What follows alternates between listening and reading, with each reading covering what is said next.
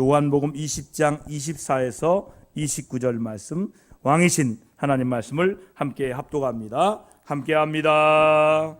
12대자 중에 하나로서 디두모라 불리는 도마는 예수께서 오셨을 때 함께 있지 아니한지라. 다른 제자들이 그에게 이르되 우리가 주를 보았노라 하니 도마가 이르되 내가 그의 손에 못자국을 보며 내 손가락을 그 못자국에 넣으며 내 손을 그 옆구리에 넣어보지 않고는 믿지 아니하겠노라 하니라. 여드레를 지나서 제자들이 다시 집안에 있을 때에도 도마도 함께 있고 문들이 닫혔는데 예수께서 오사 가운데 서서 이르시되 너희에게 평강이 있을지어다 하시고 도마에게 이르시되 내 손가락을 이리 내밀어 내 손을 보고 내 손을 내밀어 내 옆구리에 넣어보라. 그리하여 믿음 없는 자가 되지 말고 믿는 자가 되라. 도마가 대답하여 이르되 나의 주님이시요 나의 하나님이시니이다. 예수께서 이르시되 너는 나를 본고로 믿느냐. 보지 못하고 믿는 자들은 복되도다 하시니라. 아멘. 살아계신 하나님 말씀입니다. 자리에 앉으시기 바랍니다. 한 커다란 연못에 아주 큰 고기 2마리가 살고 있었어요. 그런데 이 큰 2마리 고기가 지렁이 1마리를 발견했어요. 한 큰 고기가 지렁이를 삼키려고 다가가자 다른 물고기가 타이릅니다. 저 지렁이는 낚시 바늘에 걸려 있는 거야. 저것을 잘못 삼키면 바늘에 걸려 사람들의 식탁에 오르는 신세가 된다. 그러나 큰 물고기는 그 말을 믿지 않았습니다. 그것을 누가 믿어? 아무도 그것을 증명하지 못하잖아. 내가 저 지렁이를 욕심내는 거지? 그 큰 고기는 덥석 지렁이를 삼켰습니다. 그리고 다시는 그 호숫가에서 볼 수가 없었습니다. 여러분, 이 이야기처럼 천국과 지옥을 말할 때 믿지 않으려는 사람들이 종종 있습니다. 천국이나 지옥을 갔다 온 사람이 있으면 내가 그 증거를 한번 보여줘봐.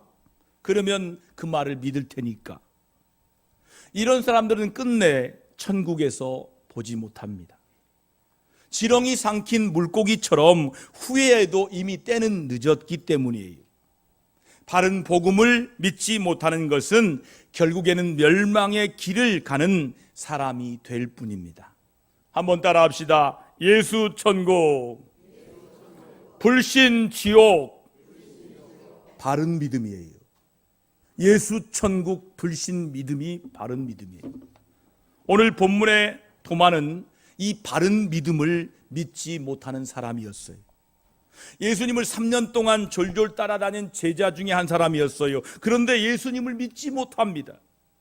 예수님께서 십자가에서 못 박혔다가 사흘 만에 살아나셨어요. 다른 제자들이 우리는 예수님의 부활하신 것을 보았다라고 말했습니다. 그러자 도마가 말합니다. 같이 읽어볼까요? 내가 그의 손에 못자국을 보며 내 손가락을 그 못자국에 넣으며 내 손을 그 옆구리에 넣어보지 않고는 믿지 아니하겠노라 하니라 라고 말씀합니다. 도마는 예수님의 상처를 눈으로 보아야 믿겠다는 것입니다. 못 박힌 손 그리고 옆구리에 손가락을 집어넣어야 보아야 믿겠다는 것입니다. 인간적으로 이해가 되는 말이에요. 그러나 우리가 믿는 하나님은 전능하신 하나님이에요. 살아계신 하나님이에요. 그런 하나님을 믿을 수가 없다면 어떤 것이라도 믿을 수 없다는 것이나 마찬가지. 한번 따라 합시다. 하나님을 안 믿으면 아무것도 못 믿어. 진짜예요. 전능한 하나님도 믿지 않는데 어떤 걸 믿겠습니까? 나를 믿겠다고요? 근데 그런 분을 찾아서 물어봤어요. 저 사람 믿을 만한 사람입니까? 못 믿겠대. 그의 아들이 그러더라고요. 우리 아버지 못 믿어요. 자기는 자기를 믿는다고 말해요. 그런데 아무도 그를 믿어주지 않아요. 왜요? 전능한 하나님을 믿지도 않고 자기도 못 믿을 건데 그 믿고 있다고 말하는 거예요. 말만 그래.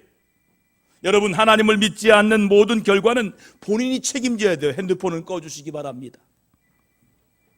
핸드폰 다 확인하세요. 꺼주세요. 예배 시간에 핸드폰이 울리면 우리 말씀 듣는데 지장이 있어. 여러분, 하나님을 믿지 않는 결과는 누가 책임진다고요? 본인이 책임져야 돼. 여러분, 기독교의 가장 중요한 신앙이 두 가지가 있어요. 하나는 하나님께서 사람이 되셔서 이 땅에 오신 성육신 사건이에요.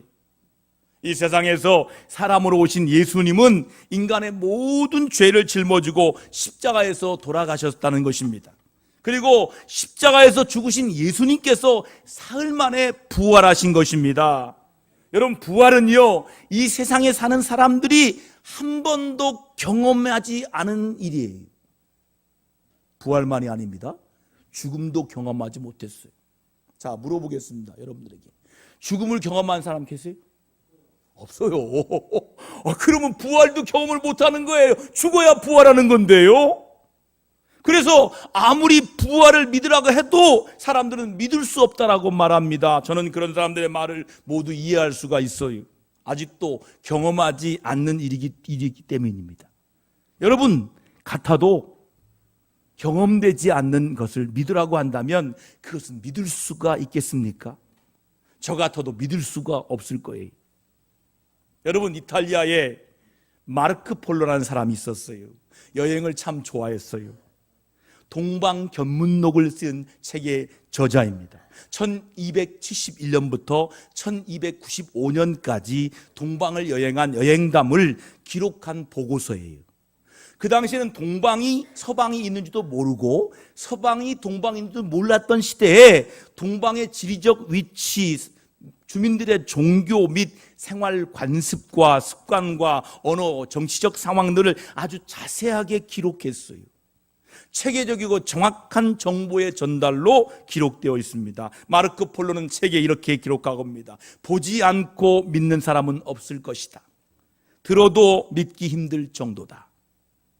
문구를 여러 차례 넣었어요. 마르코 폴로가 저 동방인 우리 중국 땅을 보면서 입을 벌린 거예요. 와, 굉장한 만리장성 보면서 와, 이렇게 기록하고 있어요. 그리고 내 증인은 아무런 거짓이 없는 올바르고 참된 것이다. 직접 보거나 진실이라고 들은 여러 가지 경의를 받아 적도록 한 것이다라고 단언했어요. 그러나 서방 사람들은 믿지 못했어요. 폴로가 임종 직전에 가톨릭 신부가 죄의 사함을 받기 위해 당신의 거짓말을 모두 철회하라라고 말했습니다. 그러자 폴로가 미소를 지으면서 이렇게 말합니다. 아직 제가 보고 겪은 것을 절반도 말하지 못했습니다.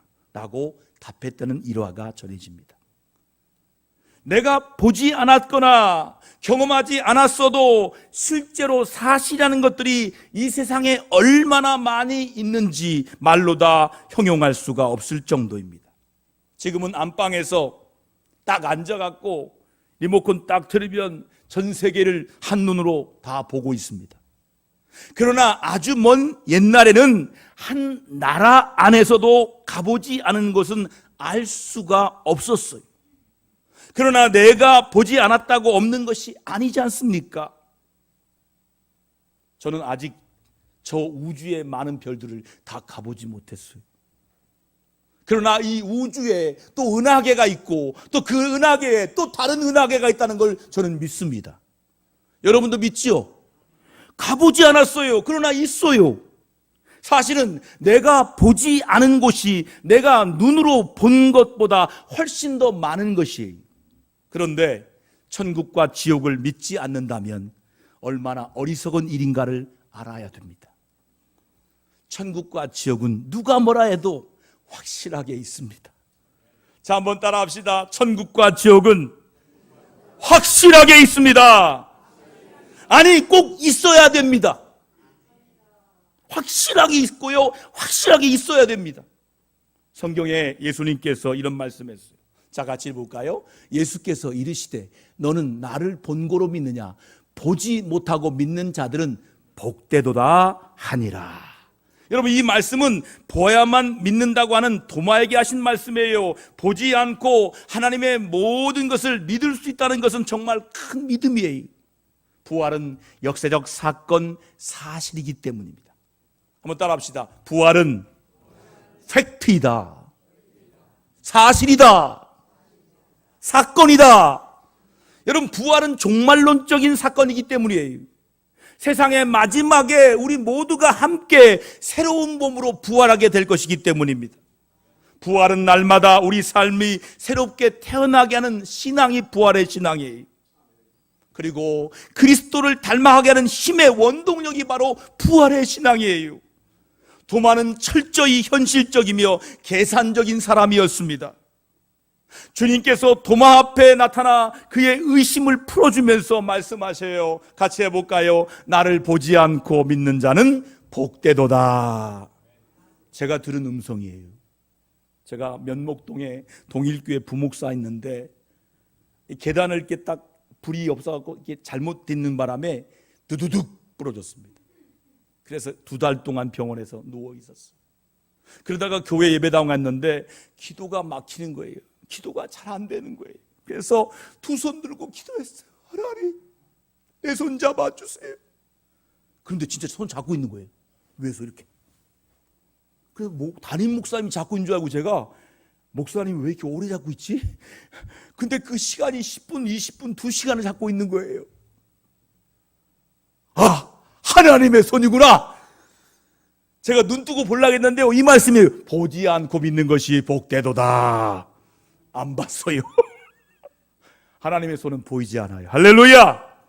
그러나 보지 않고 믿는 자가 복된 줄 믿으시기 바랍니다. 진정한 신앙이란 나의 경험보다는 전능한 하나님의 말씀을 믿고 모든 것을 하나님에게 위탁하는 거예요. 도마는 보지 않고 믿지 않겠다고 버텼어요. 난 보지도 않고는 믿지 않겠습니다. 나 보지 않은 것은 안 믿습니다. 라고 버텨버렸어요. 그런데 부활하신 주님을 만난 순간 그의 의심의 장벽이 와르르 무너졌어요. 가장 의심하던 그가 복음을 전하다가 인도에서 이 가죽을 벗기어 순교했다고 합니다. 의심 자체는 죄가 아닙니다. 의심에서 의심으로 끝나는 것이 어리석은 일이에요. 의심을 뛰어넘어서 신앙을 체험한다면 부활의 증인으로 살게 될 줄 믿으시면 아멘 합시다. 따라합시다. 의심을 뛰어넘는 신앙으로. 여러분, 의심을 뛰어넘고 나면 부활의 증인이 되는 거예요. 여러분, 기독교 신앙이란 눈으로 보는 것만 믿는 것이 아니에요. 송명희 시인 알지요? 나 가진 것은 없지만 눈에 보이지 않는 걸 만났다는 거예요. 나 남이 못 본 거 보았고 나 남이 못 들은 거 들었다는 거예요. 귀로 듣는 것만 믿는 것이 아니에요. 눈으로 보는 것만 믿는 게 아니에요. 오히려 눈으로 보지 못하는 것이 더 많이 있어요. 이 시간에 공기가 보입니까? 안 보입니다. 산소 질소가 보입니까? 안 보입니다. 귀로 듣지 못하는 것들이 더 분명히 있다는 거예요. 너무 작은 소리는 안 들려요. 너무 큰 소리도 안 들려요. 그러나 존재합니다. 우리가 하나님을 눈으로 보지 못하지만 하나님의 살아계심과 그 능력을 믿습니다. 천국에 가보진 못했지만 장차 가게 될 천국이 있음을 확실히 믿습니다. 예수 그리스도를 보지 않았지만 우리 구주시며 하나님의 아들심 되심을 믿는 것입니다. 베드로전서 1장 8절 말씀을 같이 큰 소리로 함께 합니다. 예수를 너희가 보지 못하였으나 사랑하는도다. 이제도 보지 못하나 믿고 말할 수 없는 영광스러운 즐거움으로 기뻐하니라고 말씀하셨습니다. 보지 않고 믿는 것은 정말 큰 믿음이에요. 그런 믿음 달라고 기도하시기 바랍니다. 여러분, 성령님께서 여러분의 마음에 믿음을 주실 것입니다.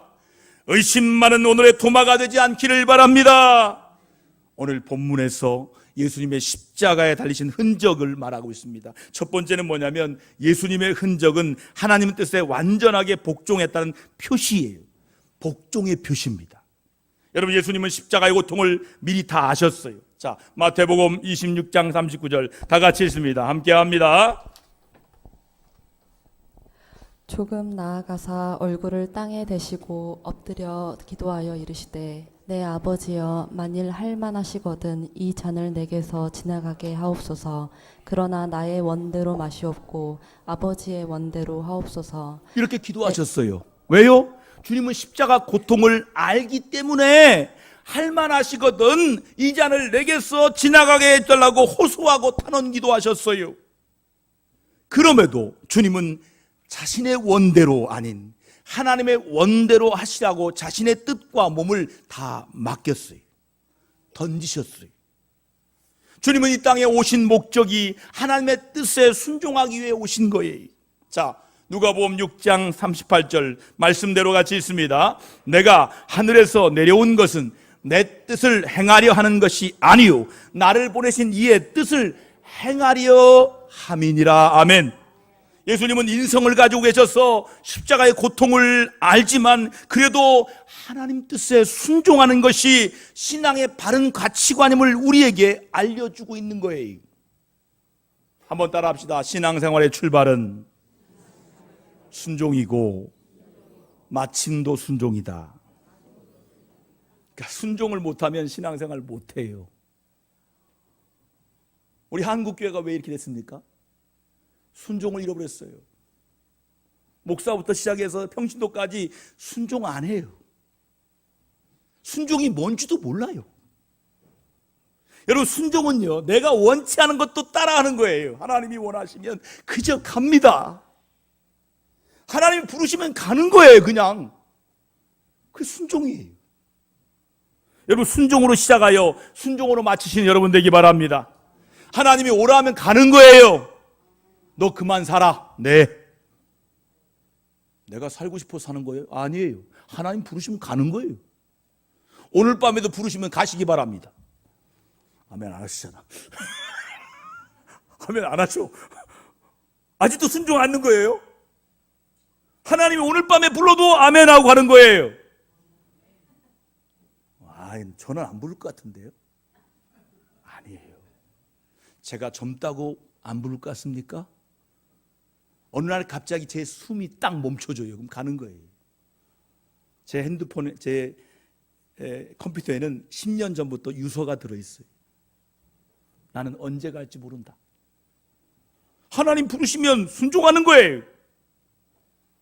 여러분, 순종은 신앙의 시작이고 마침표예요. 여러분, 순종으로 시작하여 순종으로 마치는 저와 여러분 되기를 주의 이름으로 축원합니다. 여러분, 자기 고집과 완고한 마음이 우상 숭배하는 거예요. 이것을 사무엘 선지자가 책망받은 사울의 불순종을 보면 알 수 있어요. 사울은요, 불순종했어요. 자기가 예배드리면 안 돼요. 제사장인 사무엘이 올 때까지 기다려야 돼요. 근데 급하다고 예배를 드려버린 거예요.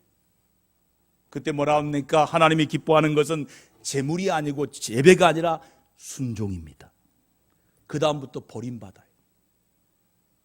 여러분, 우리는 어떤 것들로부터 떠나서 오직 예수님처럼 말씀에 순종해야 돼요. 말씀에 순종하여 생명길로 가시는 여러분 다 되기를 주의 이름으로 축복합니다. 두 번째는 뭐냐면 예수님의 흔적은 우리를 사랑하는 사랑의 표시예요. 흔적이란 말은 스티그마라고 합니다. 이 스티그마가 하나님의 우리의 사랑의 표시라는 거예요. 여러분, 주님은 도마가 못자국의 흔적을 보지 않고 믿을 수 없다고 말할 때 도마를 질책하지 않으셨어요. 책망하지 않았어요. 도리어 도마에게 다 보여줌으로 사랑을 알게 하십니다. 이 상처의 흔적이 너를 위한 것이란다. 내가 너를 사랑하는 표시란다. 말하는 것처럼 기꺼이 보여주시고 계십니다. 자신의 상처로 타인을 살리는 거예요. 주님은 사랑덩어리예요. 사랑 자체입니다. 나를 향한 주님의 상처의 흔적을 볼 때 우리는 진정한 사랑이 무엇인지 압니다. 주님은 사랑 이야기를 말씀하십니다. 자, 요한복음 15장 13절 같이 읽습니다. 함께 합니다. 사람이 친구를 위하여 자기 목숨을 버리면 이보다 더 큰 사랑이 없나니라고 말씀합니다. 친구를 위해 자신의 목숨을 죽은 사랑이 진정한 사랑이라는 거예요. 자, 한번 사랑한다는 말할 때 한번 물어보세요. 너 나 위해 죽을 수 있어? 사랑한다고 말하는 사람에게 물어봐요. 너 나 위해 죽을 수 있어? 그런 사람 없어요. 부모도 없어요. 말씀은 하셔요. 그러나 내가 너를 위해 죽을 수는 없다 그러잖아요. 예수님께서 말씀하겠어요. 진정한 사랑은 친구를 위해 죽는 거다. 죽기는커녕 지려고 하지도 않잖아요. 누가 싸움에서 질까요? 힘없는 사람이 아닙니다. 사랑 많은 사람이 지는 거예요. 싸움하면 이기려는 사람들 회개하시기 바랍니다. 내가 왜 이기려고 합니까? 그보다 사랑하지 않기 때문이에요. 부모들은 자식들에게 다 집니다. 왜요? 부모의 사랑이 애들 사랑보다 크잖아요. 사랑은 지는 거예요. 사랑은 죽는 거예요. 다른 사람을 사랑한다는 것, 그래서 너무 힘들고 어려운 거예요. 지는 거니까, 죽는 거니까. 그러나 우리는 그렇게 살려고 노력해야 돼요. 내가 받은 상처의 흔적이 타인을 살리는 간증이 되어야 돼요. 우리는 많은 상처를 받았다고 말을 합니다. 그러나 주님처럼 못 박힌 상처는 없어요. 우리가 받은 작은 상처 때문에 또 다른 상처를 만들지 마시기 바랍니다. 어떤 분은 상처 제조기야. 상처 받았다고 말하는데 상처를 계속 만들어. 그분 때문에 받은 상처가 너무 커. 왜요? 자기는 상처받았대. 그런데 또 자기가 상처를 만들어. 여러분, 우리 신앙생활 하다 보면 상처의 흔적을 도리어 다른 사람 살리는 사랑의 흔적으로 남아 있어야 됩니다. 따라합시다. 상처의 흔적이 사랑의 흔적으로 남았습니다. 그렇게 되길 주의 이름으로 축원합니다. 결국 못자국의 흔적은 주님을 향한 참된 고백을 하게 했어요. 주님은 부활을 의심하고 있던 도마에게 나타나셨어요. 그리고 의심 많은 도마에게 자신의 못 박힌 흔적을 그대로 보여주고 있습니다. 주님의 십자가의 흔적을 본 도마가 세상에서 가장 아름다운 신앙 고백을 합니다. 28절 말씀을 같이 고백합니다. 함께합니다. 도마가 대답하이르되 나의 주님이시여 나의 하나님이십니다. 할렐루야. 나의 주님이시여 나의 하나님이십니다. 이런 신앙 고백을 통하여 도마는 삶이 자기 중심에서 주님 중심의 삶으로 바뀌어 버렸어요. 그리고 그의 일생을 송두리째 주님께 다 바칩니다. 자기도 복음을 위해 세상 끝까지 나갑니다. 그리고 주님처럼 순교의 흔적을 남겼습니다. 전설에 따르면 도마는 서기 52년경에 인도 첸나이에서 가서 예수님의 가르침을 전했다고 합니다. 그는 왕의 새 궁전을 짓는 건설 책임자로 일했지만 공사 경비를 일부를 빈민 구제에 썼습니다. 이를 눈치챈 왕은 서기 72년 첸나이가 내려다 보이는 언덕 아래에 도마를 참수하고 몸의 껍질을 벗겨버립니다. 현재 도마 처형 장소의 무덤으로 알려진 곳엔 도마가 기리는 이 십자가가 달려있는 교회가 세워져 있습니다. 이게 도마 십자가입니다. 예수님께서 보여준 못 박힘의 흔적은 도마가 순교로 신앙 고백을 하게 했어요. 주님은 우리에게 진실한 신앙 고백 받기를 원하십니다. 우리가 믿음으로 주님의 상처난 못자국을 본다면 우리도 도마처럼 참 신앙을 고백할 것입니다. 주님을 만난 참 신앙 고백을 한 성도는 이제 도마처럼 믿음의 흔적을 남겨야 됩니다. 여러분, 신앙생활을 하면서 자신만의 독특한 예수님의 흔적이 있어야 돼요. 바울처럼요, 나에게 예수의 흔적이 있다라는 고백이 있어야 돼요. 여러분의 믿음의 흔적이 다른 사람을 신앙 고백하도록 만들어야 돼요. 한 사람에게 복음을 전했습니다. 그런데 그 사람에게 그 사람이 예수님을 인격적으로 만나게 하는 건 정말 어려운 일이에요. 그리고 그의 입술을 통해서 진실하게 신앙을 고백하게 한다는 건 더 어렵고도 더 어려운 일이에요. 그러나 예수님께서 환상 중에 나타나 십자가 지실 때 고난당했던 흔적인 손목과 발목 그리고 창자국의 상처를 보여준다면 나는 과연 어떤 고백할 수 있을 것인가를 한번 생각해 보시기 바랍니다. 여러분의 믿음의 흔적은 다른 사람을 예수님에 대해서 올바른 신앙 고백을 하도록 해야 돼요. 우리의 믿음의 흔적이 무엇입니까? 그것은 내가 전도한 성도가 지금 나와 함께 교회 다니는 거예요. 또 나로 인해서 온 가족이 예수님을 구주로 고백하는 가정이에요. 나와 함께 자녀가 예수 믿는 거예요. 남편과 아내가 예수 믿는 거예요. 이웃이 믿는 것입니다. 그리고 나와 다투었던 친구와 이웃이 나의 믿음 때문에 예수님을 영접하고 고백할 때 진정한 우리의 믿음의 흔적이 되는 거예요. 주님의 손과 발과 창자국의 흔적은 말씀의 절대적인 순종의 표시였습니다. 우리를 향한 주님의 사랑의 표시입니다. 또한 의심하던 도마를 참 믿음으로 고백하게 만들었습니다. 주님의 못 박힌 흔적은 저와 여러분을 위한 것입니다. 믿으시면 아멘 합시다.